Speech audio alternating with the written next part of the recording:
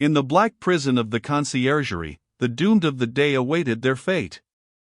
They were in number as the weeks of the year. 52 were to roll that afternoon on the life tide of the city to the boundless everlasting sea. Before their cells were quit of them, new occupants were appointed. Before their blood ran into the blood spilled yesterday, the blood that was to mingle with theirs tomorrow was already set apart. 212 were told off. From the farmer general of 70, whose riches could not buy his life, to the seamstress of 20, whose poverty and obscurity could not save her. Physical diseases, engendered in the vices and neglects of men, will seize on victims of all degrees, and the frightful moral disorder, born of unspeakable suffering, intolerable oppression, and heartless indifference, smote equally without distinction. Charles Darnay, alone in his cell, had sustained himself with no flattering delusion since he came to it from the tribunal. In every line of the narrative he had heard his condemnation. He had fully comprehended that no personal influence could possibly save him, that he was virtually sentenced by the millions, and that units could avail him nothing. Nevertheless, it was not easy, with the face of his beloved wife fresh before him, to compose his mind to what it must bear. His hold on life was strong, and it was very, very hard to loosen. By gradual efforts and degrees unclosed a little here, it clenched the tighter there, and when he brought his strength to bear on that hand and it yielded, this was closed again. There was a hurry, too, in all his thoughts, a turbulent and heated working of his heart, that contended against resignation. If, for a moment, he did feel resigned, then his wife and child who had to live after him, seemed to protest and to make it a selfish thing. But, all this was at first. Before long, the consideration that there was no disgrace in the fate he must meet, and that numbers went the same road wrongfully, and trod it firmly every day, sprang up to stimulate him. Next followed the thought that much of the future peace of mind enjoyable by the dear ones, depended on his quiet fortitude. So, by degrees he calmed into the better state, when he could raise his thoughts much higher, and draw comfort down. Before it had set in dark on the night of his condemnation, he had traveled thus far on his last way. Being allowed to purchase the means of writing, and a light, he sat down to write until such time as the prison lamp should be extinguished. He wrote a long letter to Lucy, showing her that he had known nothing of her father's imprisonment, until he had heard of it from herself, and that he had been as ignorant as she of his father's and uncle's responsibility for that misery, until the paper had been read.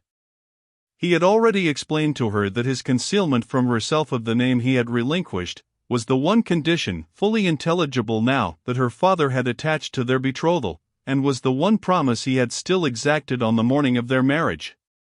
He entreated her, for her father's sake, never to seek to know whether her father had become oblivious of the existence of the paper, or had had it recalled to him, for the moment, or for good, by the story of the tower, on that old Sunday under the dear old plane tree in the garden.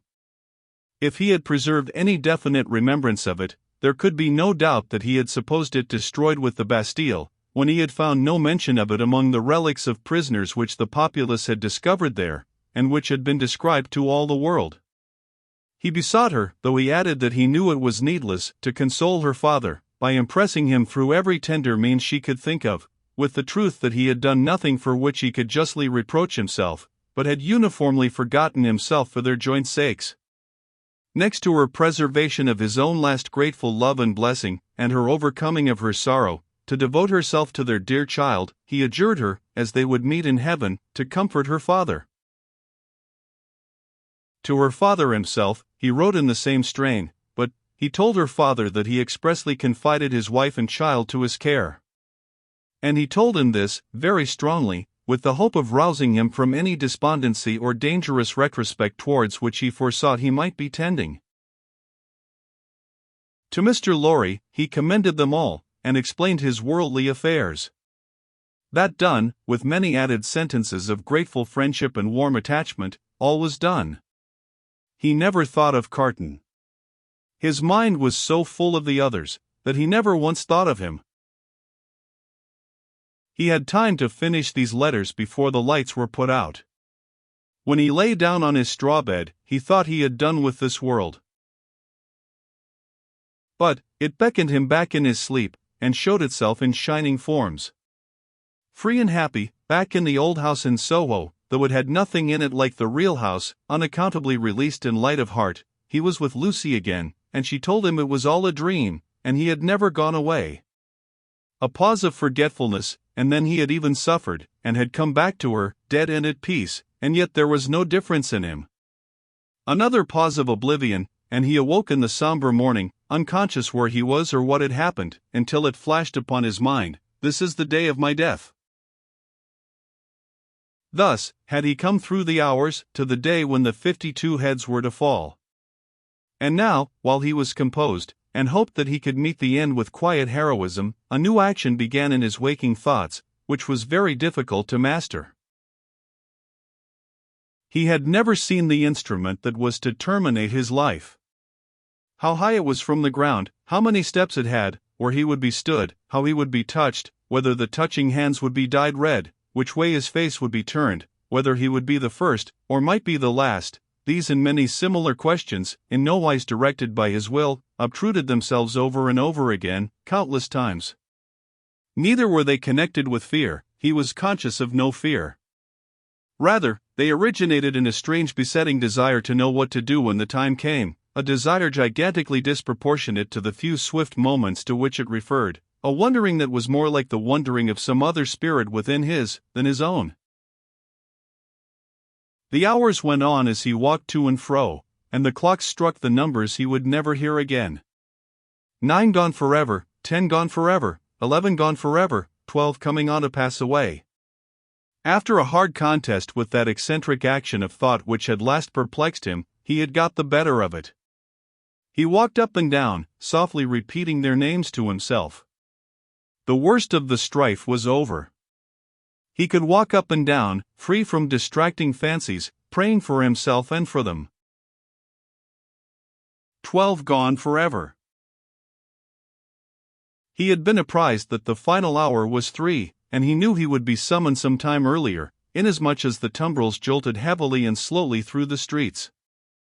Therefore, he resolved to keep 2 before his mind, as the hour, and so to strengthen himself in the interval that he might be able, after that time, to strengthen others.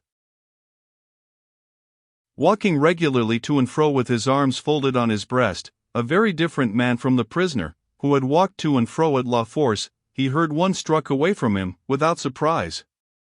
The hour had measured like most other hours. Devoutly thankful to heaven for his recovered self-possession, he thought, "There is but another now," and turned to walk again.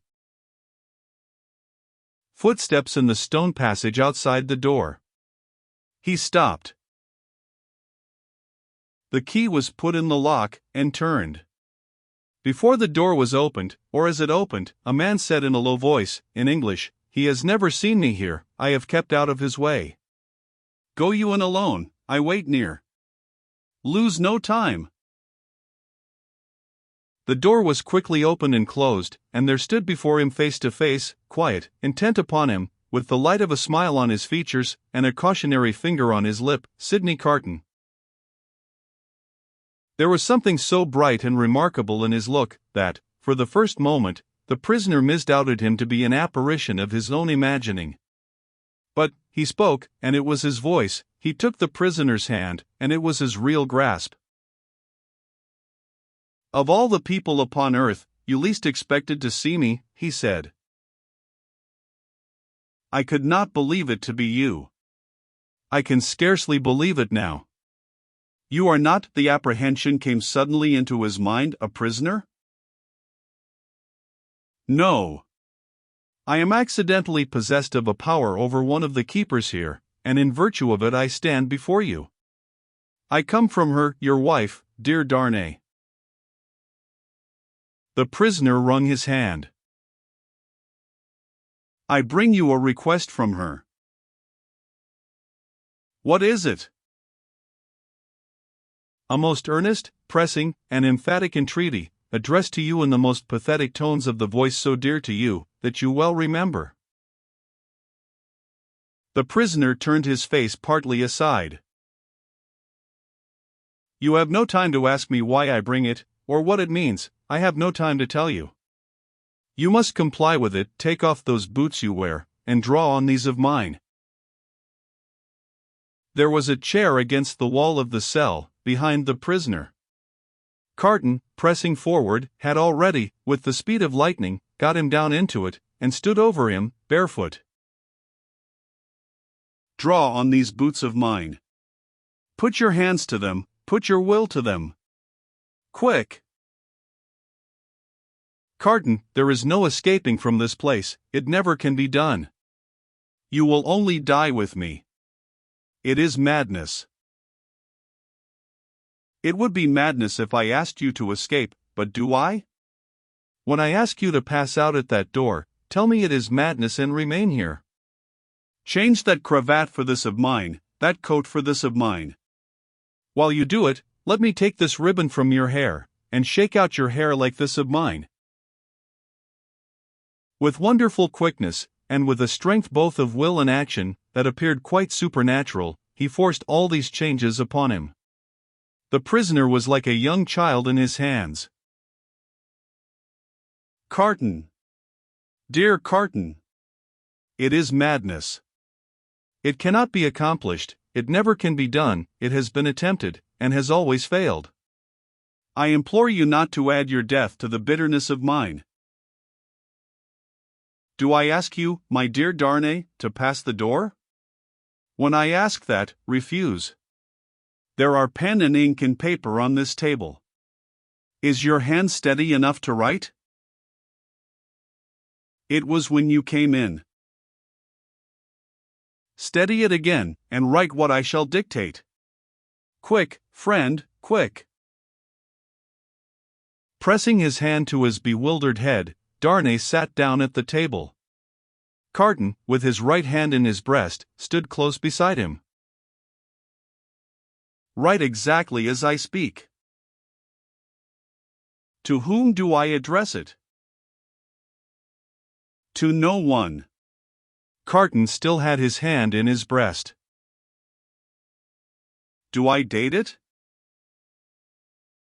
No. The prisoner looked up, at each question. Carton, standing over him with his hand in his breast, looked down. If you remember, said Carton, dictating, the words that passed between us, long ago, you will readily comprehend this when you see it. You do remember them, I know. It is not in your nature to forget them. He was drawing his hand from his breast, the prisoner chancing to look up in his hurried wonder as he wrote, the hand stopped, closing upon something. Have you written forget them? Carton asked. I have. Is that a weapon in your hand? No, I am not armed. What is it in your hand? You shall know directly. Write on, there are but a few words more. He dictated again. I am thankful that the time has come, when I can prove them. That I do so is no subject for regret or grief. As he said these words with his eyes fixed on the writer, his hand slowly and softly moved down close to the writer's face. The pen dropped from Darnay's fingers on the table, and he looked about him vacantly. What vapor is that? He asked. Vapor? Something that crossed me? I am conscious of nothing, there can be nothing here. Take up the pen and finish. Hurry, hurry. As if his memory were impaired, or his faculties disordered, the prisoner made an effort to rally his attention. As he looked at Carton with clouded eyes and with an altered manner of breathing, Carton, his hand again in his breast, looked steadily at him. Hurry, hurry. The prisoner bent over the paper once more. If it had been otherwise, Carton's hand was again watchfully and softly stealing down. I never should have used the longer opportunity. If it had been otherwise, the hand was at the prisoner's face, I should but have had so much the more to answer for. If it had been otherwise, Carton looked at the pen and saw it was trailing off into unintelligible signs. Carton's hand moved back to his breast no more. The prisoner sprang up with a reproachful look, but Carton's hand was close and firm at his nostrils, and Carton's left arm caught him round the waist. For a few seconds he faintly struggled with the man who had come to lay down his life for him, but, within a minute or so, he was stretched insensible on the ground. Quickly, but with hands as true to the purpose as his heart was, Carton dressed himself in the clothes the prisoner had laid aside, combed back his hair, and tied it with the ribbon the prisoner had worn. Then, he softly called, "Enter there." "Come in," and the spy presented himself.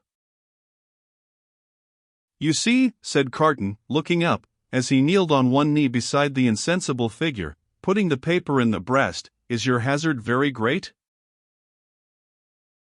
"Mr. Carton," the spy answered, with a timid snap of his fingers, "my hazard is not that, in the thick of business here, if you are true to the whole of your bargain. Don't fear me. I will be true to the death. You must be, Mr. Carton, if the tale of 52 is to be right. Being made right by you in that dress, I shall have no fear." "Have no fear.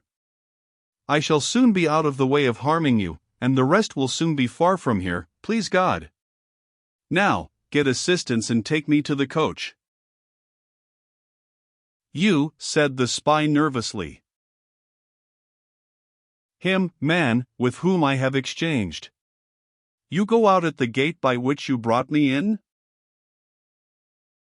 "Of course. I was weak and faint when you brought me in, and I am fainter now you take me out. The parting interview has overpowered me. Such a thing has happened here, often, and too often. Your life is in your own hands. Quick! Call assistance." "You swear not to betray me," said the trembling spy, as he paused for a last moment. Man, returned Carton, stamping his foot, "have I sworn by no solemn vow already, to go through with this, that you waste the precious moments now?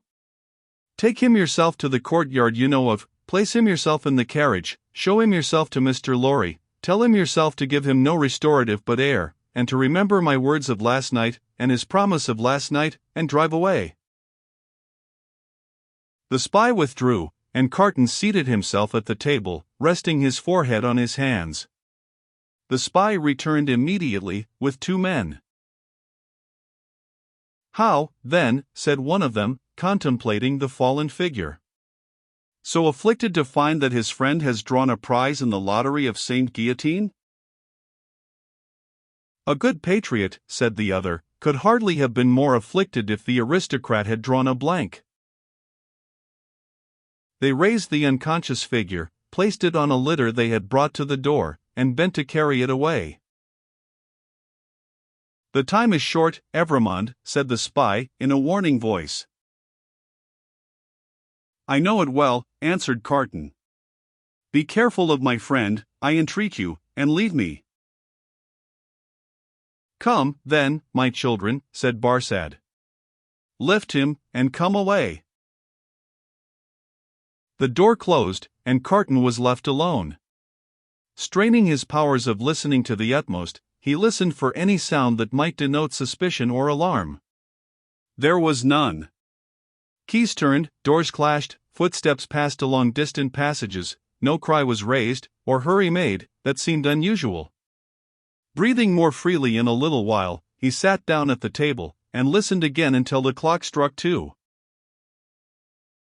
Sounds that he was not afraid of, for he divined their meaning, then began to be audible. Several doors were opened in succession, and finally his own. A jailer, with a list in his hand, looked in, merely saying, "Follow me, Evrémonde," and he followed into a large dark room, at a distance. It was a dark winter day, and what with the shadows within, and what with the shadows without, he could but dimly discern the others who were brought there to have their arms bound. Some were standing, some seated. Some were lamenting, and in restless motion, but these were few. The great majority were silent and still, looking fixedly at the ground.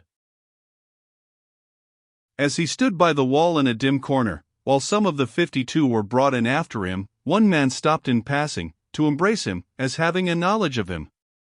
It thrilled him with a great dread of discovery, but the man went on.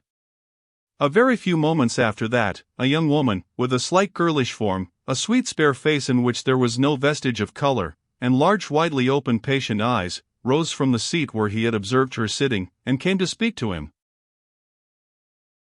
"Citizen Evrémonde," she said, touching him with her cold hand.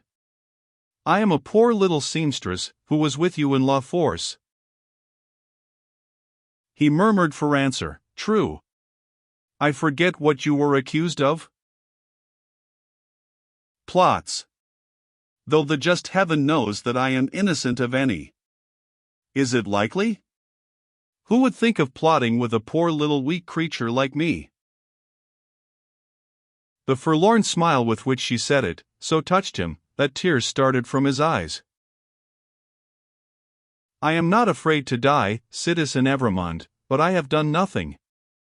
I am not unwilling to die, if the Republic which is to do so much good to us poor, will profit by my death, but I do not know how that can be, Citizen Evrémonde. Such a poor weak little creature."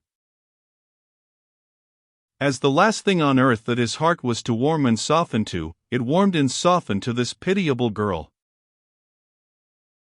"I heard you were released, Citizen Evrémonde. I hoped it was true." "It was. But I was again taken and condemned." "If I may ride with you, Citizen Evrémonde, will you let me hold your hand? I am not afraid, but I am little and weak, and it will give me more courage." As the patient eyes were lifted to his face, he saw a sudden doubt in them, and then astonishment. He pressed the work-worn, hunger-worn young fingers, and touched his lips. "Are you dying for him?" she whispered. "And his wife and child?" "Hush. Yes." "Oh, you will let me hold your brave hand, stranger?" "Hush. Yes, my poor sister, to the last." The same shadows that are falling on the prison, are falling, in that same hour of the early afternoon, on the barrier with the crowd about it, when a coach going out of Paris drives up to be examined. Who goes here? Whom have we within? Papers. The papers are handed out, and read. Alexander Manette. Physician. French. Which is he? This is he, this helpless, inarticulately murmuring, wandering old man pointed out. Apparently the citizen doctor is not in his right mind? The revolution fever will have been too much for him? Greatly too much for him. Ha! Many suffer with it. Lucy. His daughter. French. Which is she? This is she. Apparently it must be. Lucy, the wife of Evrémonde, is it not? It is. Ha! Evrémonde has an assignation elsewhere. Lucy, her child. English. This is she? She and no other. Kiss me, child of Evrémonde. Now, thou hast kissed a good Republican, something new in thy family, remember it. Sidney Carton. Advocate. English. Which is he? He lies here, in this corner of the carriage. He, too, is pointed out. Apparently the English advocate is in a swoon? It is hoped he will recover in the fresher air. It is represented that he is not in strong health, and has separated sadly from a friend who is under the displeasure of the Republic. Is that all? It is not a great deal, that. Many are under the displeasure of the Republic, and must look out at the little window. Jarvis Lorry. Banker. English. Which is he? I am he. Necessarily, being the last. It is Jarvis Lorry who has replied to all the previous questions. It is Jarvis Lorry who has alighted and stands with his hand on the coach door, replying to a group of officials. They leisurely walk round the carriage and leisurely mount the box, to look at what little luggage it carries on the roof. The country people hanging about, press nearer to the coach doors and greedily stare in. A little child, carried by its mother, has its short arm held out for it, that it may touch the wife of an aristocrat who has gone to the guillotine. Behold your papers, Jarvis Lorry, countersigned. One can depart, citizen? One can depart. Forward, my postilions. A good journey. I salute you, citizens, and the first danger past. These are again the words of Jarvis Lorry, as he clasps his hands, and looks upward. There is terror in the carriage, there is weeping, there is the heavy breathing of the insensible traveler. Are we not going too slowly? Can they not be induced to go faster? Asks Lucy, clinging to the old man. It would seem like flight, my darling. I must not urge them too much, it would rouse suspicion. Look back, and see if we are pursued. The road is clear, my dearest. So far, we are not pursued. Houses in twos and threes pass by us, solitary farms, ruinous buildings, dye works, tanneries, and the like, open country, avenues of leafless trees. The hard uneven pavement is under us, the soft deep mud is on either side. Sometimes, we strike into the skirting mud, to avoid the stones that clatter us and shake us. Sometimes, we stick in ruts and sloughs there. The agony of our impatience is then so great, that in our wild alarm and hurry we are for getting out and running, hiding, doing anything but stopping. Out of the open country, in again among ruinous buildings, solitary farms, dye works, tanneries, and the like, cottages in twos and threes, avenues of leafless trees. Have these men deceived us, and taken us back by another road? Is not this the same place twice over? Thank heaven, no. A village.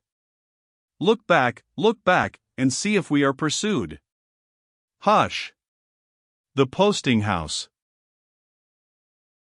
Leisurely, our 4 horses are taken out. Leisurely, the coach stands in the little street, bereft of horses, and with no likelihood upon it of ever moving again. Leisurely, the new horses come into visible existence, one by one. Leisurely, the new postilions follow, sucking and plaiting the lashes of their whips. Leisurely, the old postilions count their money, make wrong additions, and arrive at dissatisfied results. All the time, our overfraught hearts are beating at a rate that would far outstrip the fastest gallop of the fastest horses ever foaled. At length the new postilions are in their saddles, and the old are left behind. We are through the village, up the hill, and down the hill, and on the low watery grounds. Suddenly, the postilions exchange speech with animated gesticulation, and the horses are pulled up, almost on their haunches. We are pursued? Ho! Within the carriage there. Speak then. What is it? Asks Mr. Lorry, looking out at window. How many did they say? I do not understand you. At the last post. How many to the guillotine today? 52. I said so. A brave number. My fellow citizen here would have it 42, 10 more heads are worth having. The guillotine goes handsomely. I love it. High forward. Woo! The night comes on dark. He moves more, He is beginning to revive, and to speak intelligibly. He thinks they are still together. He asks him, by his name, what he has in his hand.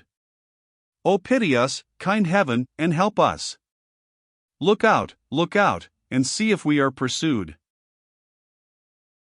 The wind is rushing after us, and the clouds are flying after us, and the moon is plunging after us, and the whole wild night is in pursuit of us, but, so far, we are pursued by nothing else.